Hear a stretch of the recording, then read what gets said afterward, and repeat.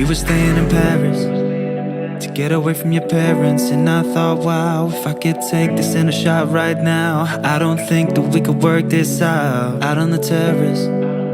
I don't know if it's fair, but I thought, how could I let you fall? Ooh, early.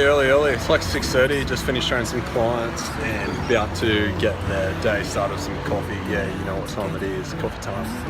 And we got the goods. You know what time it is? Coffee motherfucking time.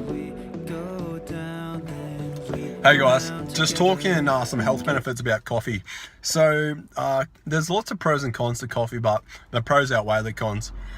Generally, organic coffee is really healthy for you. It contains the most antioxidants in the Western diet, boosts metabolism, upregulates your metabolism to shift more towards ketosis in regards to metabolizing fat for energy, in regards to not using glycogen, more so just fat. Reduces muscle soreness by 48%, so roughly just half. Improves cognitive function and can be used as an appetite suppressant, a natural appetite suppressant, without having to take the thermogenics or any supplements. So generally, if you're fasting, an espresso, like black coffee, or even a coffee just with a little bit of milk in it, if you don't like the black coffee flavor, is going to be really beneficial to help you eat less during that morning period and get you through the fast. And obviously it improves cognitive function and helps you just move and feel better. But obviously you don't want to consume any more than 200 to 350 milligrams a day. It's different for everyone. Some people get anxiety from coffee, and like it can stop people from sleeping at night. So generally I'll have it in the morning. I usually have about an hour to 2 hour break before I have coffee in the morning, just to let my natural cortisol levels come down, because cortisol wakes you up in the morning. So I'll let that come down, and then I generally have a coffee, and then boom, my metabolism and everything will boost up, feel good, gets me started for the day, a little bit of a heart starter. So I usually have 2 to 3 coffees a day. Some days I won't have any coffee, I'll have tea, just so I don't get addicted to it. But overall, coffee used in the correct way is really healthy. Generally I don't have it after 5 p.m. because it stops me from sleeping, get jittery and all that kind of stuff. So yeah, have it within moderation, guys, and it can be one of the best tools to help you with weight loss and get you as a pre-trainer, get you started for the day, even for the gym or work, just with anything. Just don't go over the top and get cream and add like 3 teaspoons of sugar and just go right over top. Just stick to the basics, just black coffee or coffee with a splash of milk, or lactose alternatives, or maybe even try coconut milk. That's what I generally have my coffee.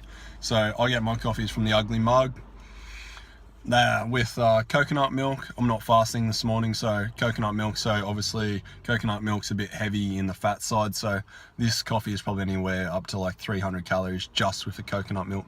Yeah, I'll see you in the next one. Get away with everything, we'll show them we are better. We were staying in Paris. We were staying in Paris. We were staying in Paris.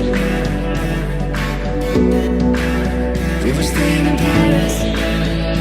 Hey guys, Debbie here from How the Fitness. Alright, so today I just want to do a quick video on the ketogenic diet and weight loss, and like weight loss plateaus and diet breaks. Alright, so first off, with the keto diet, so generally you're just cutting all your carbs out. So generally Western diet, so generally carbs make up roughly 40-60% of your diet in the Western society, like breads, rice, potatoes. Generally, when you cut all that out, you're putting yourself into calorie deficit, because it's very hard to maintain a high protein, high fat diet, which is a keto diet, and get a large amount of calories in, because protein and fats themselves are quite filling, like high, like lean meats and dense vegetables such as like broccoli, cabbage, cauliflower, those kinds of things. Alright, so when you go into a keto diet, you go on a thing called ketogenesis, where your blood glucose levels, which comes from glycogen and carbohydrates, will drop to a certain point. Your body will go into ketosis after about 14 to 16 hours after not having any carbs, or having less than, I think, 30 grams of carbs. And your body will metabolize fat for energy, like actual usable fat, after it has used the usable energy from the proteins and fats that you're always ingesting. So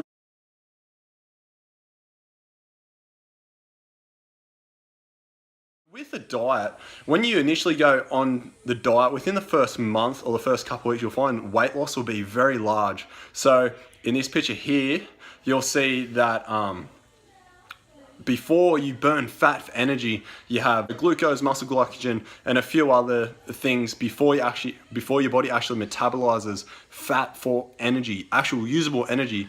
So you might lose like anywhere from 3 to 6 kilos in the first 2 weeks, 2 to 3 weeks, given how much you weigh. That's just really water weight, muscle glycogen, and a few other things before you actually start getting into the fat. So you mightn't actually see any physical drop in like body composition, but your weight will actually drop in regards to your body just metabolizing the body's energy to go about your day in regards to like depending on how big your deficit is. So if you're 500 calorie deficit from your maintenance, then that over a week is 3,500 calories. That's roughly equates to 1 kilo of energy, give or take the types of food. So you have to burn through that muscle glycogen first and the glucose before you actually get down to the fat. So you'll find your physique and like fat loss is not linear. It's not straight up and down. And you'll find as the longer you stay on a diet is a control mechanism of starvation. So as long as you stay on that diet, your hypothalamus, which controls your hormones in regards to eating, like leptin, ghrelin, all these report your hunger levels and how much food you've had and how much energy you have and all that kind of stuff in regards to the energy cycle and your energy intake for the day. So your metabolism is going to upregulate or downregulate in regards to how much energy you have. So